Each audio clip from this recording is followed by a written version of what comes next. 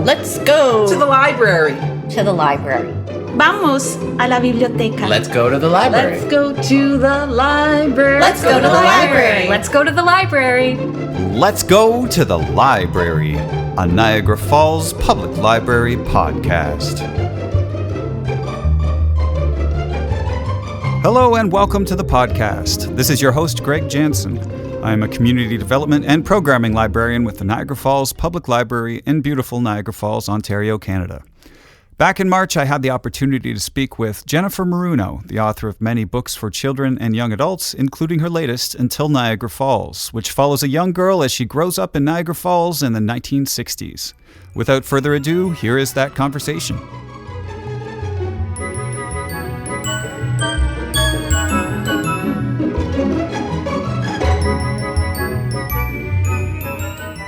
And I'm here with author Jennifer Maruno. Jennifer, welcome to the podcast.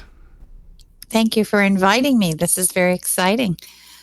I am really happy to be invited to Niagara Falls. I was going to say, it's kind of close to home for you. I mean, you're in Hamilton now, is that correct? Burlington, okay. Yeah. But you grew up in Niagara Falls. Went to high school in Niagara Falls and spent a lot of time visiting Niagara Falls while my parents were still alive. Right. Still have family in Niagara Falls. Right. And then hence the subject of your book, Until Niagara Falls, which is what we're talking about today. That's right. So, That's right. The first thing that struck me about the book is the title, and I know it's kind of, it's a small detail, but I want to talk about the title if we can, just to start off. I know the phrase "Until Niagara Falls" is said at one point by Maureen, but I was speaking with my mother-in-law, and I was telling her what I was reading. I was saying, yeah, I'm reading this book, Until Niagara Falls, and she said, oh, I haven't heard that in years. People used to say it all the time as a way to sign off on letters and postcards. I had no idea this was a phrase that, a figure of speech kind of. What made you want to revive this, inspired you to revive this old saying as the title of your book? Yeah, the original title of the book, actually, my working title was called Brave as Blondin. Right. And I was amazed at the number of people who had absolutely no idea who Blondin was. Right. Now, growing up in Niagara Falls, he was, he hung over Clifton Hill, yeah. right? Everybody knew who Blondin was. I remember that. That's up until a few years ago, I believe. That's right. That's right. And it was quite funny because when I sent it out to the publisher, they said, who is Blondin? And I was so struck by the fact that nobody knew who Blondin was, right? So we worked on it, and they loved it, and it wasn't the title. And it just hit me that, that's not the title, okay. And it just came to me, Until Niagara Falls. And they said, oh, that's a good one. Mm-hmm. So I said, let's use that then, because it has Niagara Falls in the title, and that's the important thing. Sure. But what it did strike me as being odd that absolutely nobody knew who Blondin was. Right. It's too local a detail for, I guess, anyone outside of Niagara Falls to... That's right. Yeah. That's right. So, I mean, he plays an important feature in the book because, she's always studying about him and figuring out about him. But Until Niagara Falls became the catchphrase. And I didn't know if anybody knew that it was a kind of common catchphrase, but it was a good title. And would that have been a common catchphrase kind of particular to Niagara Falls, or did people use that in general? I don't know, because when we used it, my whole scope was only Niagara Falls, right, of course. And St. Catharines, right? Sure, same, yeah. My biggest scope, yeah. That's your whole world up to a certain age. It also could be a little sarcastic, too, when someone said, I'm going to do that, and you'd say, yeah, until Niagara Falls, right? Okay. So it was a little bit of sarcasm to Interesting. it, too. That's wonderful. Well, I really wanted to draw attention to that because I feel like that's been lost because I grew up in Niagara Falls myself, and I had never heard the phrase. So that's it's really neat to see that revived. So you've written a number of novels on various subjects for youth. And what made you want to revisit your own childhood in Niagara Falls for this one? Because I imagine you're drawing on your own experience here. Well, actually, I did it prior to this one. When I wrote Kid Soldier. Kid Soldier is the story of my dad, who was born in Niagara Falls. My father was born in Niagara Falls.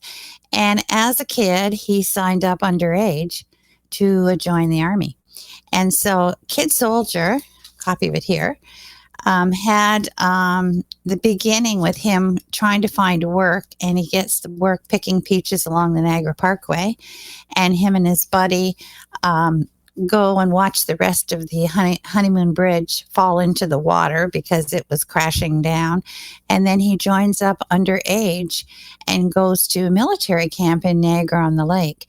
So a lot of that was explored way back in 1937, 38, 39, right before the war. But I hadn't done anything more modern with Niagara Falls. And so that was sort of the real historical fiction. So I got thinking about growing up in Niagara Falls, and everyone thinks that when you grow up in a special city, and I noticed this with children, whenever I told children when I was teaching I came from Niagara Falls, they'd say, "Oh, you are so lucky." Like they seem to think because you're born there, you have, free passage to do anything in Niagara. It's all fudge and cotton candy all the time. Exactly, especially fudge. Yeah. and it's so funny because I would think to myself, they don't understand. It's no different than growing up in Toronto. It's no different growing up anywhere else, And there were the problems of growing up in Niagara Falls because in the summer, your city was taken over, absolutely taken over by the tourists. You didn't get it back until after Thanksgiving, right? Right. So I just wanted to do something that shows kids that, it doesn't matter where you live. You still have to face the same challenges and you still have to make the same decisions no matter where you're born. Right. Walk the same tightropes, so to speak. Exactly. Walk the same tightropes all the time. Right. So, kind of taking off from this discussion, based on the bio on your website and the author's note in the back, you talk about winning the Bix Pickle slogan contest yourself. So the book seems to follow a number of the details of your own life. So what made you want to write this as fiction rather than autobiography? Autobiography of my life is quite boring, actually. Right. Fiction is a way of taking the facts that you have of your life and making them far more exciting. Right? Sure.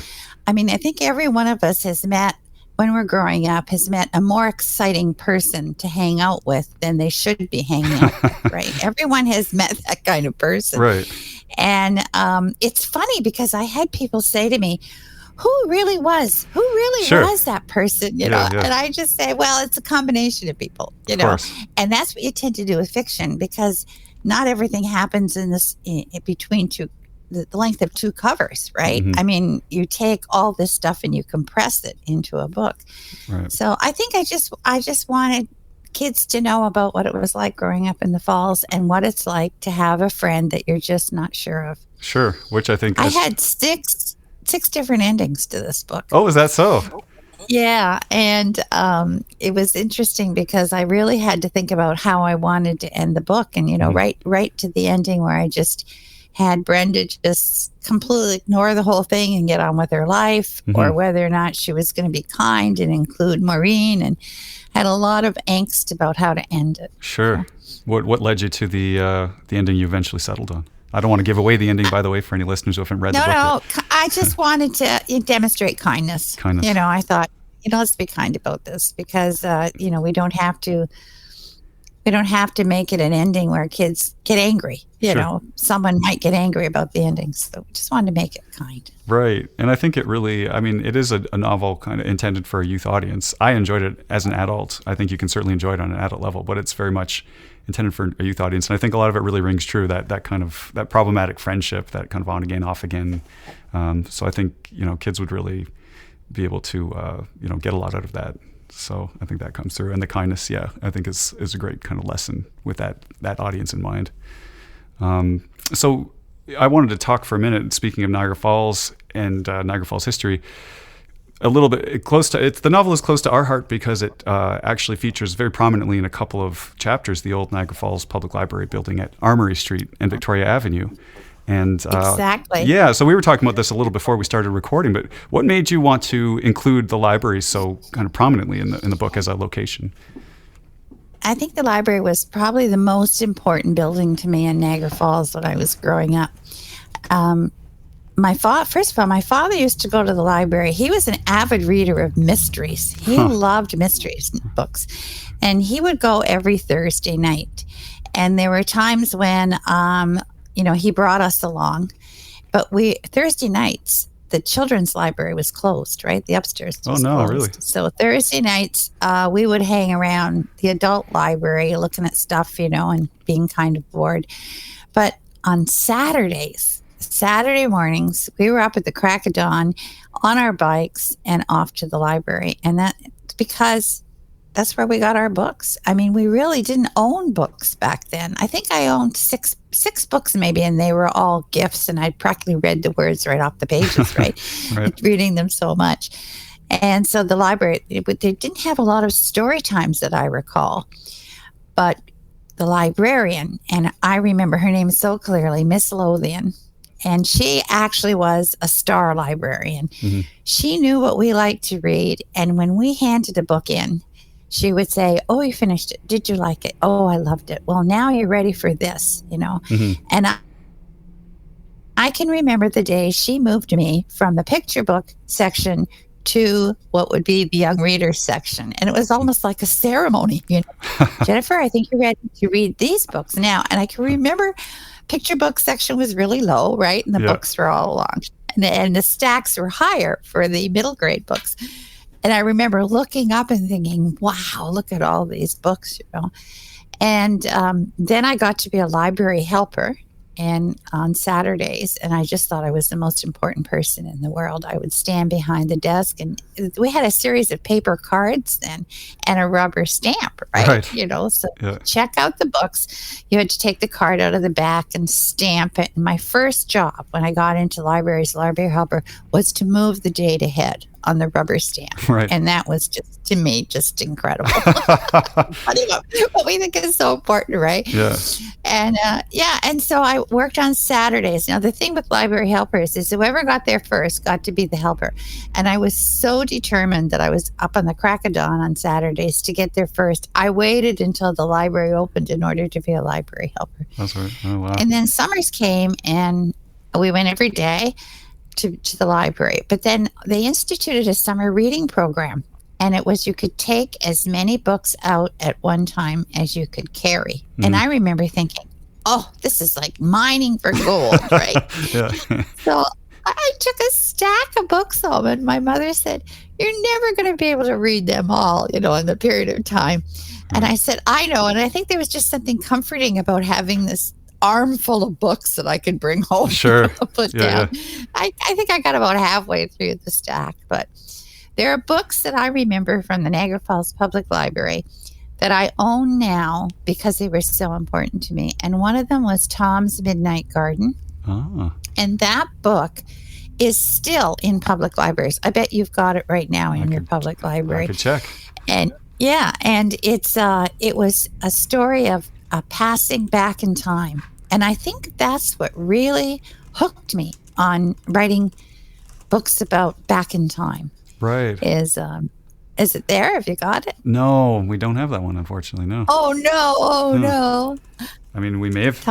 We've obviously had it at some point. It's when I was started here, I was told. I've been here about 3 or 4 years now. I was told we'd never weeded any of our collection because being a smaller library, we just didn't want to get rid of anything. So we probably had it at that point, but it might have been. You probably did. Yeah. I picked it up when they were weeding the libraries in one of my schools. Mm-hmm. And I found it on a cart for 50 cents, and I cried because it was being sold, but I also rejoiced because I now had my own copy. Well, it's very much in print, I can see. So maybe we'll have to see about maybe getting that, given your recommendation. Neat. Okay. I always like to get recommendations from people. So that's wonderful. So what a great story. It's such an informal arrangement. It sounded like you kind of just show up and then you get to just be the helper for the day. It's no. That's right. No asking your parents. No sign up program. No, nothing like that. Things were simpler then. I guess. I know my mother was happy to get rid of me Saturday mornings, and you could only work till lunch. Yeah, you could only work till lunch, and then you came home for lunch and your day began. But that's the other thing. I lived maybe 4 houses away from the municipal pool, right? And it was funny because we were laughing about just this the other day with other friends from Niagara Falls. We actually thought the name of the pool was the municipal. Right. We didn't realize that municipal was a government term, Right. right? And Yeah, yeah. everybody I grew up with said, "Where do you live?" "Oh, I live near the municipal." And everybody knew that was the pool. And we Right. laughed out that that That's is hilarious. not the name of the pool, right? It was Leslie, I don't know, something. Yeah. Is that the one on Valleyway? Yeah, that's Yeah. right. Okay. That's funny. That was known as the municipal. Yeah, the And the municipal. other pool that was really important was the one that was at the Cyanamid, which is Yes. long gone too, that Yes. pool. My parents had told But me about that one, and supposedly the ground was kind of squishy underneath it, like the No kidding. bottom Yeah. was like mud, like a sludge that was from Oh yeah, and sometimes real fish showed up because Right. they just brought the water in from the canal. Sure. When you think of the conditions that we lived under, Yeah. it's Yeah. phenomenal, right? Yeah, it definitely wouldn't pass kind of health and safety standards today, I wouldn't think. But No, not today. Such So an then you interesting- went to the library until the morning, and then you came back. And if you were lucky and had a dime, you could go swimming. Otherwise, you had to wait till 4 o'clock for free hour, sure. and then you went swimming. Which features in the book, of course. That's So her I mean, whole- really, Right. the life, my life was Brenda's life. You know, Sure. all you did was swim and read, right? Yeah. Until you met someone who got you in trouble. Of course, of course. And so that, I guess that takes me to my next question. So, it is a very vivid kind of recreation of that period. You have a lot of details, historical details included. Were these all recalled from your memory as you're kind of recalling them now, or did you have to do supplementary research while writing the book? Yeah, I always do supplementary research because I want to make sure that, I'm not saying something incorrectly or someone might pick up Sure. on it. I do a lot of research with maps too, so that I've got, just exactly the right location. So even if I'm doing my own hometown, I would still get a map out of the area. I couldn't quite remember the street, one of the streets that was behind the pool that led to Valleyway. I wanted to mention Valleyway Public School. My brother was one of the first students when it opened. Oh, wow. And it was such a beautiful, well-built special school. And it went all the way to grade 8. Like, so we were in the same school from K to 8, right? There was none of this junior school or middle school. But I wanted to make sure with the map that I had everything located so that I wasn't having her biking like from here to Thorold or something back Sure. again, something impossible, Yeah. right? You need to have it. So I do a lot of back. And it was funny because when I did check to see on Miss Lothian, there actually is some information on Miss Lothian on the internet because she did win a librarian award. Now, I described her differently just to make sure that, I wasn't impinging on her own personal character. But she was a real librarian, and she did receive an award for being one of the best librarians in Niagara Falls. Wow. And she made a difference in your life. 'Cause Oh, she certainly did. Yeah. it's amazing. It's interesting because I really wanted to be, when I grew up, a florist. Really? And yeah, that's what I wanted to be. Interesting. And here's an interesting story. And I wish I'd kept this letter. I mean, I kept the pickle letter, but I applied actually in grade 12 to go to the School of Horticulture in Niagara Falls. Sure. And I got a letter back saying they were unable to take me because I was female. Oh, God. And that Yeah. was the very beginning of my sort of, my protest, beginning of, my sense of protesting against the way the world was. Sure. And I wrote back to say I would be living at home so I would be able to attend. But they said it's a residential program and they only accept men. And that really is a letter. Now I was angry and I threw that letter out. And then I went to grade 13 and went to university. So it's so funny, but because actually by them saying no to me, I ended up going off in a completely different path altogether, right? I went to Western for a bachelor's of arts. I ended up going to Teachers College. I ended up going to the University of Waterloo. I went all over the place, all in pursuit of English and language and drama Right. and everything. Whereas right now I could be just making flower arrangements. Yeah. Right. Right. It's interesting, right? Yeah, and sometimes those rejections in life kind of send you. They're almost the best thing because they send you on a path you wouldn't have chosen. It is interesting though, the point you bring up. I mean, it's a portrait of Niagara Falls. Like, you never mention a specific date. I'm assuming it's like the 60s. It seems like. Yeah. Yeah. And there's this. It's almost like a. it's a wonderful sense of nostalgia about just the things we've been talking about, the simplicity of the times. Like your whole life revolves around the library and the swimming pool, and you have this freedom as a child that children today probably couldn't even comprehend, to just go where you please and do what you want to do. But yeah, on the other hand, then there was this kind of restrictive kind of social structure in place that Exactly. So exactly. it's not all wonderful what was happening in the past, obviously. So anyway, I just wanted, struck me as you were talking. Yeah, for kids it was wonderful, right? Right.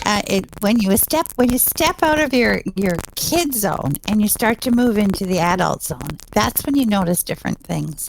Mm-hmm. And it's funny because I'm working on a book right now about kids who step out of that zone. I'm not at liberty to reveal the title yet. We're still getting the title straight. I seem to have trouble. The original titles nobody likes. I always have to change my titles. So, Right. It's a process, I guess, the creative process. It's a process, yeah.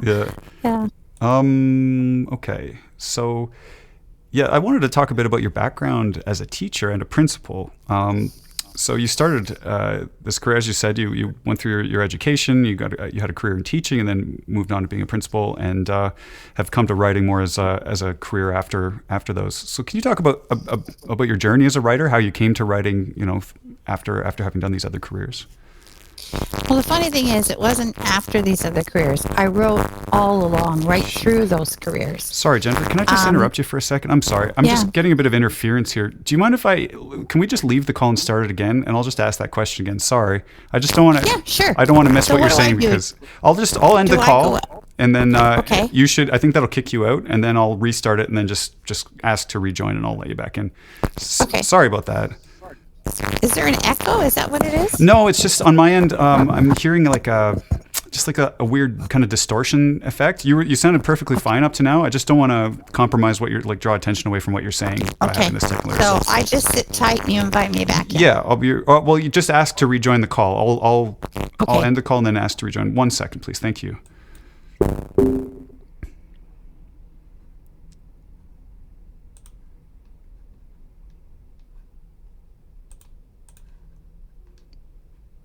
Okay.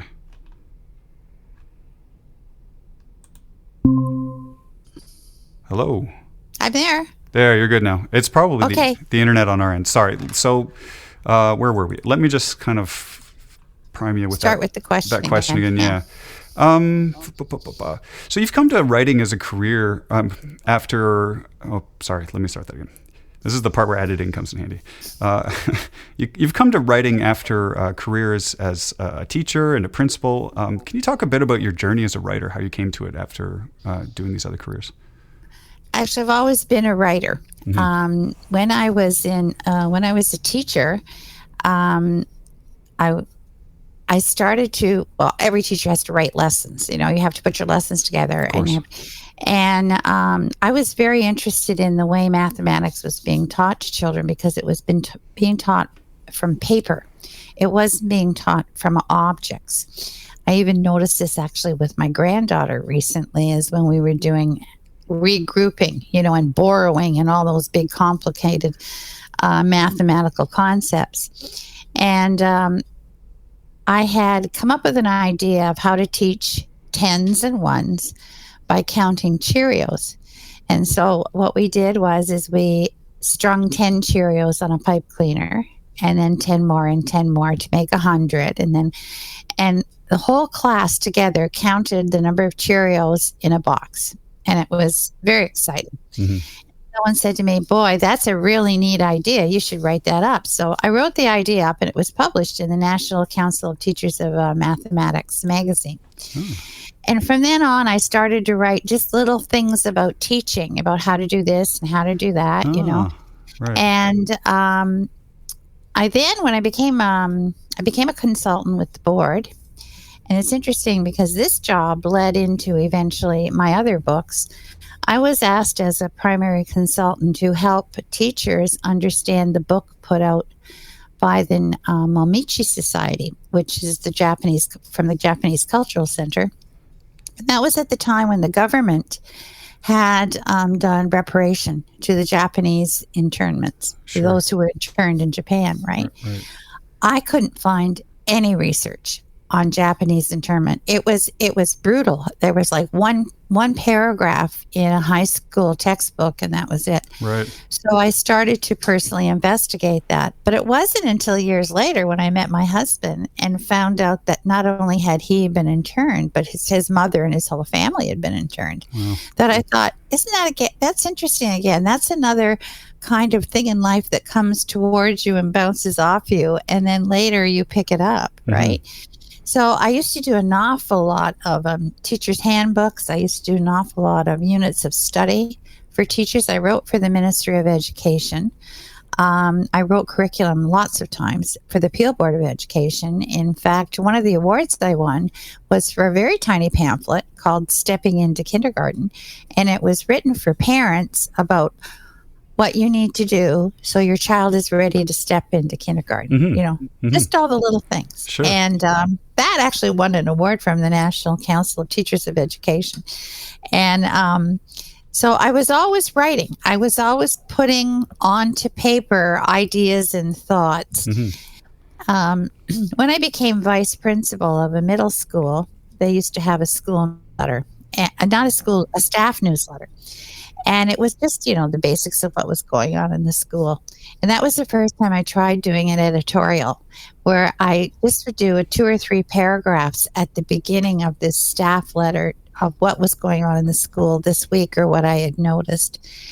And I became very philosophical about teaching to the point where people were asking for copies of this newsletter because they wanted to see what I was saying in the editorial. For example, one time I came back from, I think it was Easter break, and they had repaved the parking lot, and they had changed the direction of all of the parking spaces, right? So where cars went this way now, the cars went this way. And I looked at that and I thought, I wonder how many people are going to be bothered by that, right? It's a simple thing. And so my editorial was, maybe it's time we all started facing in a different direction and looked at teaching differently, right? Right. So I used to pick up on these little things and just write about them. Sure. So then I was asked by one of the publishers, Addison Wesley, if I would be interested in working on a different kind of approach to mathematics instead of a textbook approach. And that's when I started working on explorations in early childhood education. And I did kindergarten, grade 1, and grade 2. That was big. We traveled all over Canada doing workshops on that. And I had to come to a decision because it was too much work in both levels. Like either I was going to be a teacher or I was going to be, writing in education. So what I did is I took a part-time job. I took a JK morning job and then was supposed to be working on publishing in the afternoon. Well, both jobs eventually started to bleed into each other again. So I decided I had to make a decision again. So I moved away from publishing and I carried on with my teaching job. And then I became, like I said, I became consultant, vice principal. And then I decided, actually, I really didn't.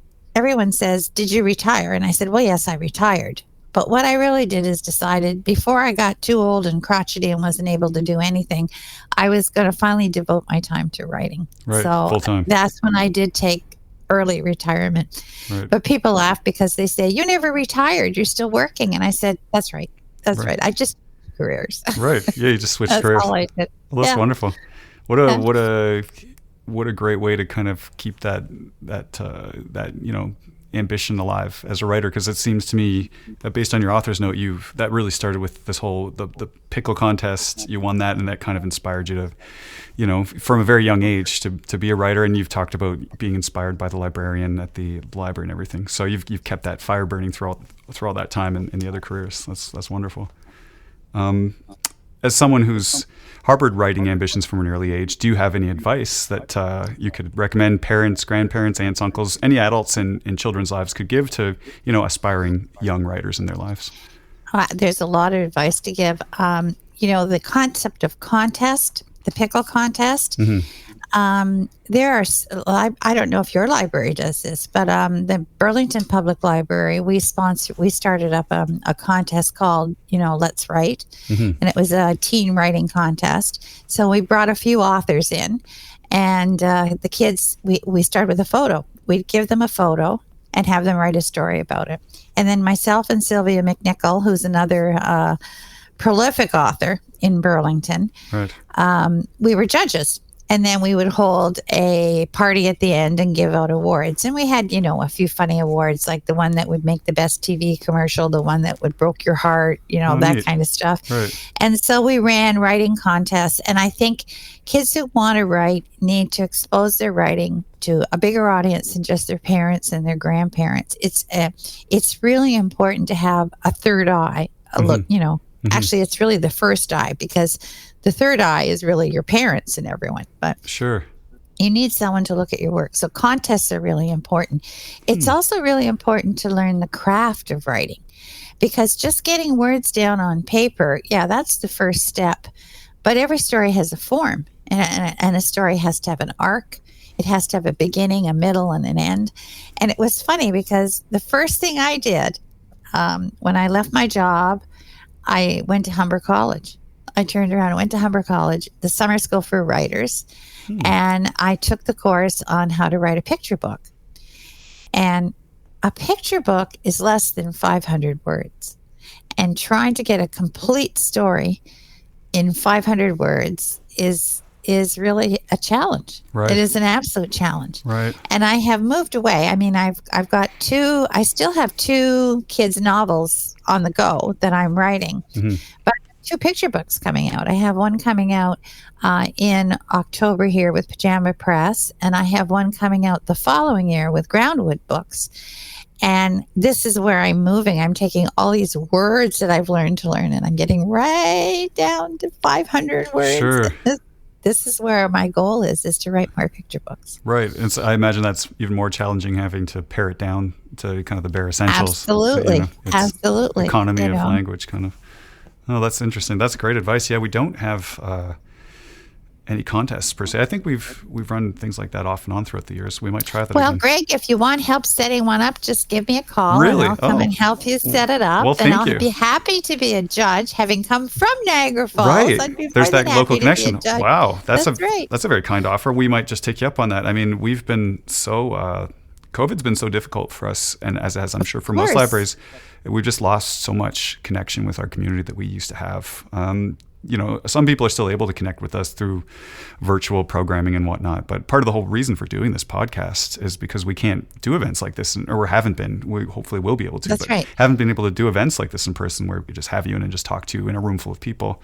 And Right. And kids are so screened out. I mean, they are. They're just screened out. They don't want to sit still anymore. They want to, and they just want to be outside and do things. But instruction, and I know instruction really well. I know the art of instruction, and sitting still is not natural to young children. You have to find a way to instruct them while, you're giving them the chance to move around. Yes. I used to laugh because I say parents are so happy that their kids can walk and talk. Yeah. And they go to school and we say, shut up and sit down. Yeah, that's a good point, actually. Yeah, right. It's contrary to the way they work, which is why I was such an advocate of active learning, of kids learning actively. That's so true. I mean, my son can't even sit still at the the breakfast table. He has to get up and circle the room while he's chewing his oatmeal or whatever. But that's the way they are. They're built that way, right? Yeah, that's true. I saw a thing. It was a pilot done at a school somewhere, I want to say out west, and they did recess very frequently. It was like a recess every 40 minutes or something. I'll tell you something about that. That's called the nutrition break.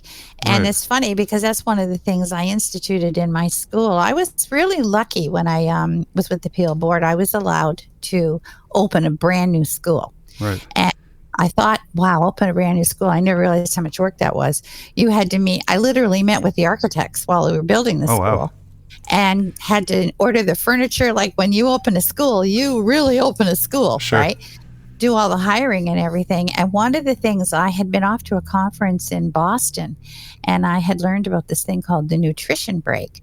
And what it is instead of, and recess always drove me crazy because for 15 minutes, by the time kids got snow pants on and got out, the bell went and came back in again, right? Yeah. And again, I looked at it from the point of view of engaging in play. all you could do was go out in the playground, maybe walk around, throw a snowball, get in trouble, and come back in. There was like nothing you could do there was no time, right? Sure. Yeah.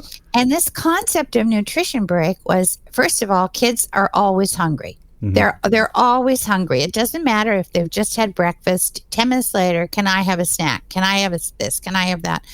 So to take the 2 15-minute breaks and the so-called 40 minutes or whatever it is for lunch, put them together and then split them apart so that they always got a chance to eat, but then they got a chance to play properly. They could get outside and actually engage in some play and come back in again. And when I did that at the school, a lot of people thought a lot of things I do, people think I'm crazy, but a lot of people thought, wow, that's really different, and it started to catch on. And a lot of schools now do it. But the whole idea of the nutrition break, again, is to engage in serious play. Play is how kids learn. Hence your work with, introducing that element into kind of... That's right. That's right, education. yeah. Well, that's wonderful. Yeah, that's it's such an interesting topic. The other thing I mandated in my school, though, was, and I have a lot of teachers who will still laugh about this, 4 stories a day. You have to read aloud to your kids 4 times a day. Wow. And when I interviewed teachers, I would say to them, do you believe in reading out loud to children? Oh, yeah, once in a while. And I'd think, no, thank you. And someone would say, oh, I could read to my kids all day. Boom, you're hired. Right. Yeah. Because I used to say to them, you read them a story first thing in the morning. You read them a story before they go for lunch, when they come back from lunch, and then you read them a story before they go home. Right. And I did a little experiment when I was teaching junior kindergarten. I took the same book, because I know kids don't take the whole book in all at once, right? They can fixate on one picture and be thinking about that, right? So for junior kindergarten, I took one book, and it was The Very Noisy Cricket. And I took that book and I read that same book twice a day, the whole week. And I remember my teaching assistant looking at me like, are you going to read that book again? Like, I can't take it, right? Right. I just wanted to see at the end of the week what their connection was with that book. And at the very last time I read it, and this would be Friday, right before they're going home, I closed the book, and one child said, you know what? And I said, what? He said, I think I've heard that book before. After having heard it twice a day. Broke up, right? Because every day, because they don't take a whole book in. No. Sometimes they just take the cover in, or they just take in one phrase, right? Or whatever. Yeah. And we expect too much of them because we throw a book at them and then say, and here's another one, and here's another one, and here's another one. Right. So I still can hear Henry saying, you know what? I think I heard that book before. And, I looked at my teaching assistant across the room and she laughed because she realized what I had been doing the whole week. Right. Did you continue with that after? I did, but I did broaden their horizons a bit. But what I would do is I had a story table where once I finished a book, I put it on the table so that they could take it and sit with it. Right. So they had access to that book as well, because, when you give children free access to books, it's overwhelming sometimes. Like they don't even know what to pick. And so they see a dinosaur, they take it home. They don't care. There may be not much of a story to it, but they're picking it because they're overwhelming. Yeah. This is why librarians are gold. Yeah, because they are the ones that show the books. Yes. I did a workshop for the Ontario Libraries Association once on book chains and how to link up books in a chain so that the books had a connection, and it wasn't just about, how librarians, it's Easter, so let's all read books about bunnies. Well, they could all be randomly different books about bunnies. Yeah. What you want to do is you want to find the same link between this bunny and between something else and something else. Right. That's fascinating. There's such an art to it. So for something so, deceptively simple, there's so much thought that goes into. But also you have to do a lot of reading. You have to know your books. For sure. Yeah. I find it fascinating how you've taken this kind of yourself as a writer and this love of narrative and love of stories, and you took that into your other career. It seemed to probably added a lot, I would think, as in your career as an educator. That happened because you're right. I often read to the class. When I was principal, I often read to the classes as well. Right. I tried to do things with the kids, like instead of Halloween, which we had a huge immigrant population. So instead of Halloween, which was kind of foreign to a lot of them, we would have dress as your favorite book character day. Oh, nice. Or Right. just talk about disguise, Sure. right? And why people disguise themselves. So there's ways of manipulating the world of literature so it means something to the kids that are coming, right? You have to make it relevant, of course. Yeah. Of course, For them to yeah. have some kind of interest in it. So, speaking of, yourself as a writer and you've written this book. You were shortlisted for the Hamilton Arts Award for this book, and you talked about. Unfortunately, you never got a proper launch because it launched like literally as COVID Maybe kind of this took is off in the Canada. launch, Greg. Here it is. Two plus years later. Never too late. So I just wanted to ask, what are you working on now? What's next for you in terms of your career as a writer? I've completed a book right now, which I'm surprised isn't being grabbed, given the political circumstances of today. But a girl I met in school, when I went to Valley Way School, I didn't quite understand what was going on with her because I realized later she was a Hungarian refugee. And she had escaped with her grandparents to Canada from Hungary during the uprising, right? 1956 uprising. And so I wrote a book called Girls of Steel. That's the title of it. And who knows if that will ever be the title of it, Sure. right? And it's the comparison between a girl coming to Canada from such an uprising background to a young girl whose only concern is reading comic books. Right. And the contrast between the two, but how they become friends and how each of them learns about each other's background and each of them. And in the way they become girls of steel because they become strong in different ways. Right. And I've also included in the book for the first time, much like the new movie Red Panda has included, is a discussion about the menstrual cycle and how that affects and changes a young girl. Right. And so there's two issues there. One is escape from a country that is being bombed. I guess they didn't really bomb Hungary, but they did take Hungary over. So there is the escape from the Soviets. And then there's this concept of learning to live with your menstrual period. So, I mean, there's two issues there that are really important. Sure. And I'm just waiting for a publisher to realize what a great book it is. That must be so frustrating. Yeah, you pour your heart and soul into something, and then to have to wait It's to a see it go waiting somewhere. game. Yeah. That's the funny thing. It's a waiting game. Sure. That the book that I have coming out in the fall with Pajama Press, that's been around for about 4 or 5 years. Right. Just waiting for the right home, and then they Yeah. have to match it up with the right illustrator. But I have to tell you, it's going to be the most beautiful book in the world. Sure. When that book comes out, Greg, I'm going to come down to Niagara Falls and read that as story time. Oh, please to your do. kids. I mean, Yes. I'm hoping by that point we can have guests in the building. That would be great. I mean, we love stuff like that, and it offers so much to the community. I mean, and that's an excuse to bring classes in. Exactly. Invite schools to come. Especially some of those that are close by. That's really interesting. So where can people go to find out more about your work and to keep up with your activity as a writer? I have a website, www.jennifermaruno.com. Really easy, right? I have a website.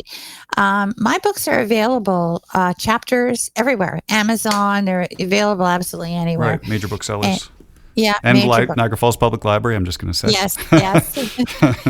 And so I mean, I'm not anybody's secret. I'm available anywhere you want to go. Currently, I'm working right now with the Writers Union of Canada on a mentorship program, and I'm mentoring a young lady who works on poetry. So I'm also available through the Writers Union of Canada. And I'm also available through CanScape. Now, you need to know about CanScape. It's the Canadian Society of Children's Authors, Illustrators, and Performers. Right. And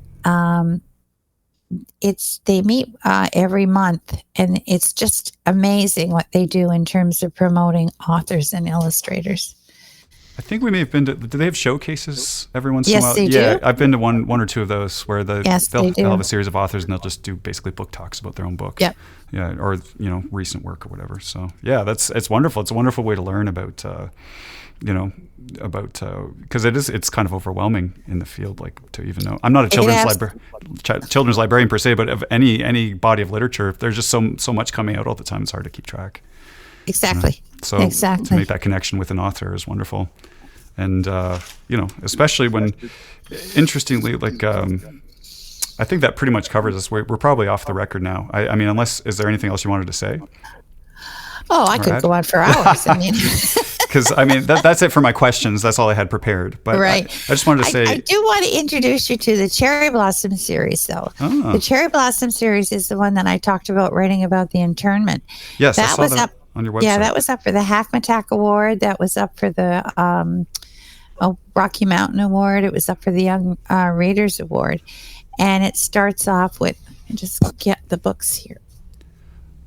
Yeah, I saw them on your website. I didn't realize it was about the Japanese internments during World War II. Yeah, the first one, when the cherry blossoms fell, that's an actual photograph on the front of one of the little girls who was, put on the train. And it's interesting because this is exactly what's happening in the Ukraine right now, right, with people leaving the country, right? Now, the people that are leaving Ukraine are doing so voluntarily, but this is the Canadian government who took these people out of their homes. And the second book is Cherry Blossom Winter. That's the winter in the camp. Right. And this is really interesting because Cherry Blossom Baseball takes place in Bronte, which is just outside of between Oakville and Burlington, right? Yeah. And this is where the family, which was my husband's family, came to eventually live, was in Bronte, and they got a job. His father got a job on a gladiola farm. Oh, gladiola. And what is is that a type of flower? A flower. Sorry, my knowledge. A flower. Right. Yeah. Okay. Yeah. My knowledge of flowers And is not great. That's right. And it was growing gladiolas for florists. And I thought, oh my goodness, there's another connection that comes back up again. Right. So all my love of learning about flowers and bulbs and everything came out when I was writing one of the chapters for Cherry Blossom Baseball. Like you're saying, life's kind of funny that way, those cycles that kind of pop up. Exactly. And your interests come back and nudge you, and it's like, oh, I'm going to write about that. Yeah. Maybe it's the universe trying to tell you something. Yeah. What was I going to say? Yeah, I find it interesting that you, when you spoke about how you couldn't find any information on the Japanese internments during World War II, because it's fairly well, I think, included in history books now, but it's kind of something similar, I would imagine, to like residential schools, where it was not even included in any textbook on Indigenous history when I was in school. Now, do you know my book Totem? I've seen it on I was just going through your work this morning. So is that a residential school story? It is. Right. And this is one of the books I wrote when I finished my career as an educator. It was just as Truth and Reconciliation was being introduced. And I thought to myself, this is such a big, important part of Canadian history. And I like to focus on Canadian history and put it in story context, right? Right.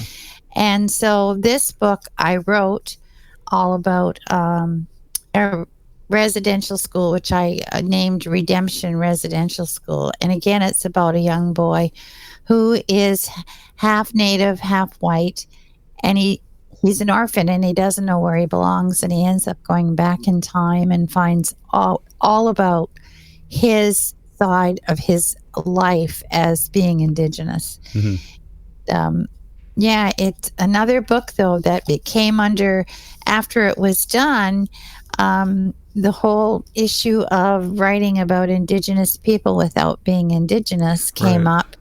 Right. And once again, I have a book that kind of goes, over the falls. People are starting to read it now. Right. But for it, and again, it's a way of teaching through storytelling. And I think that's how teaching started. Yeah. Was through telling stories. So I'm just taking it to the next level, telling stories between covers. Right. It's such a fundamental way that people make sense of the world, is through narrative. So yeah, it's fundamental to education as much as just the way we conceptualize pretty much anything.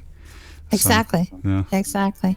Well, it's wonderful. Thank you for the conversation, Jennifer. And that's it for the podcast. To learn more about author Jennifer Maruno's work, you can visit her website, jennifermaruno.com, or visit the Niagara Falls Public Library to borrow your copy of Until Niagara Falls. Otherwise, we will see you next time.